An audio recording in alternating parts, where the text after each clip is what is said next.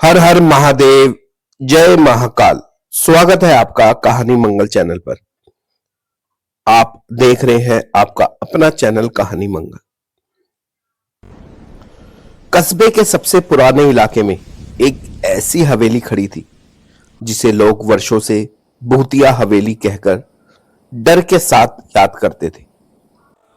यह हवेली न केवल अपनी पुरानी बनावट के कारण खौफनाक थी, बल्कि इसके साथ जुड़ी अजीबोगरीब घटनाओं की कहानियां भी लोगों के जहन में डर की दीवारें खड़ी कर देती थी।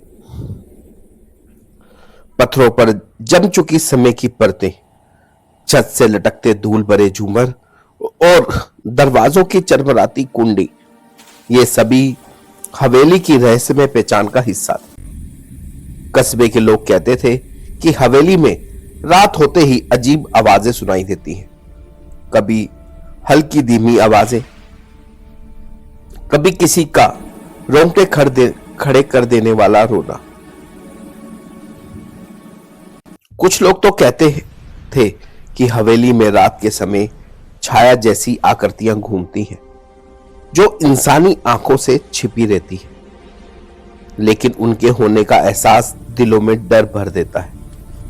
यह हवेली सालों से वीरान थी, लेकिन अचानक कुछ महीनों पहले पुलिस स्टेशन के एक पुराने दस्तावेज में इसके बारे में अद्भुत और डरावनी बातें लिखी हुई मिली।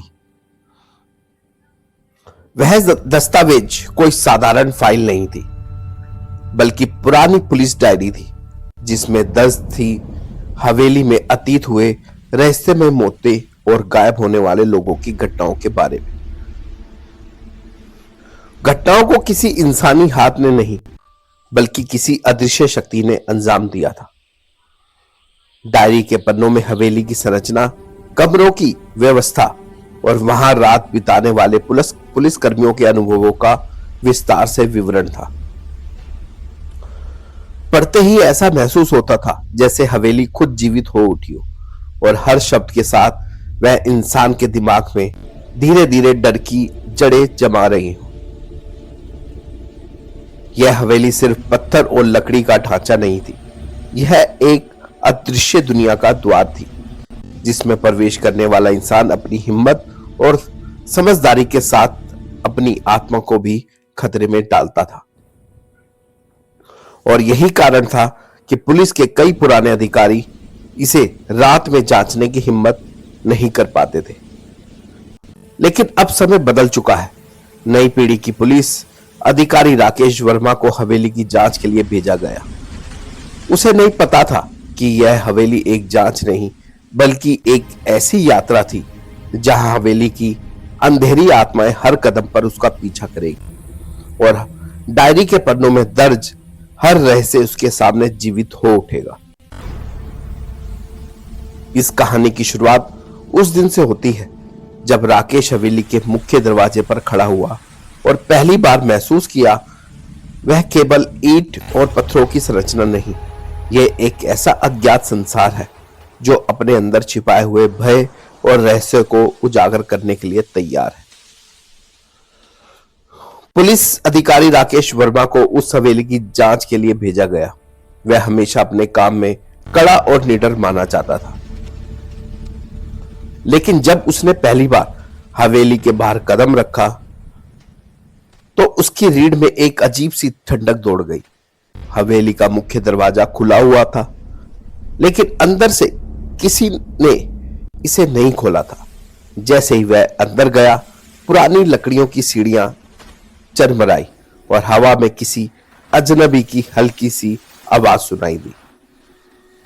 दीवारों पर अजीब निशान थे, जैसे किसी ने पुरानी शाही के रहस्यमय अक्षर लिखे हो। राकेश ने अपनी टॉर्च जलाई और हर कमरे की जांच शुरू की।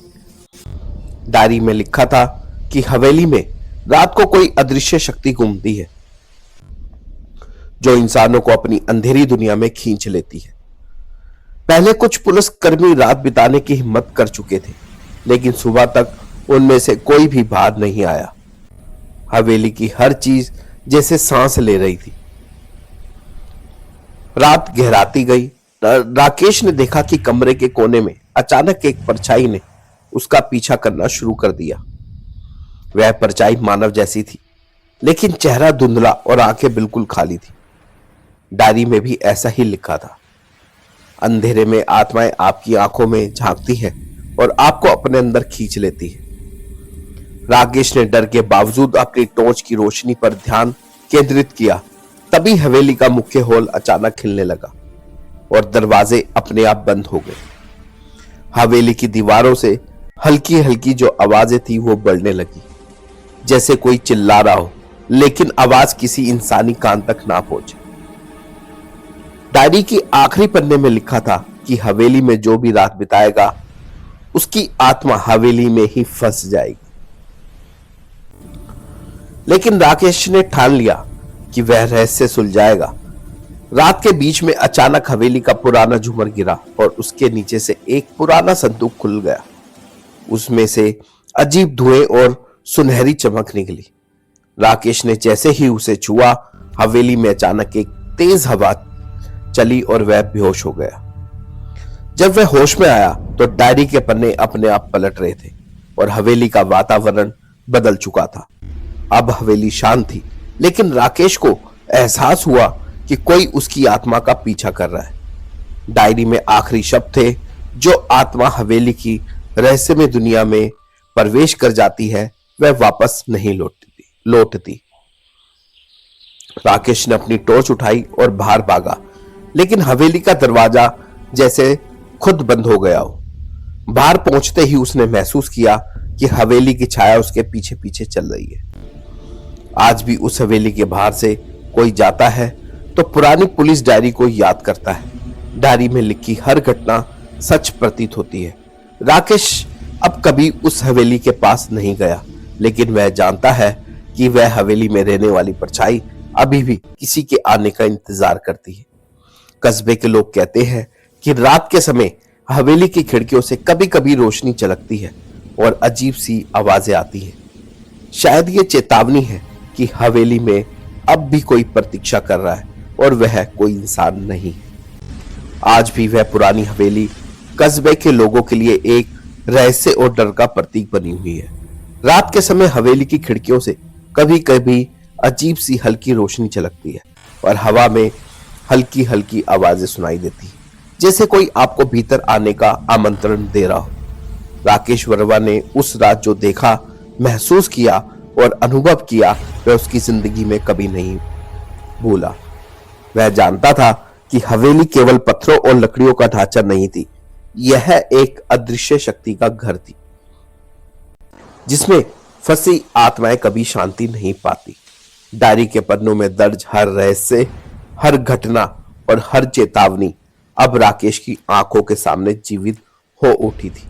लोग कहते हैं कि हवेली की छाया अब भी कस्बे की गलियों में घूमती है। जो भी नासमझ होकर इसके अंदर कदम रखता है, वह हवेली के अंधेरी दुनिया में फंस सकता है। और डायरी के अंतिम पन्नों में लिखी चेतावनी आज भी सच प्रतीत होती है। जो भी इस हवेली के अंदर अंधेरे में प्रवेश करता है, उसकी आत्मा यहाँ के रहस्यों में खो जाती है और वापस लौटने वाला शायद कभी नहीं मिलता। राकेश ने हवेली की ओर आखिरी बार देखा। उसका दिल तेजी से धड़क रहा था और उसकी आंखों के सामने हवेली की परछाइयां जैसे धीरे धीरे उसकी आत्मा को खींच रही हो। उसने जाना कि कुछ रहस्य इंसानी समझ से परे होते हैं और कुछ डर ऐसे होते हैं जिन्हें केवल अनुभव कर ही समझा जा सकता है। वह रात के बाद राकेश ने कभी उस हवेली की ओर कदम नहीं बढ़ाया, लेकिन उसकी यादों में हवेली की आवाजें, झूमर की गिरती आवाज और अंधेरे में घूमती परछाइयां हमेशा जीवित रही।